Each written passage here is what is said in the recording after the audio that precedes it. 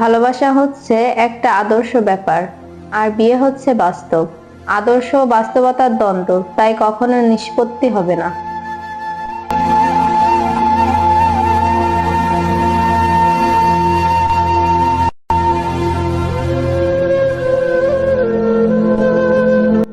আপনি অন্যকে যে সবচেয়ে বড় উপহার দিতে পারেন তা হলো শর্তহীন ভালোবাসা এবং গ্রহণযোগ্যতা।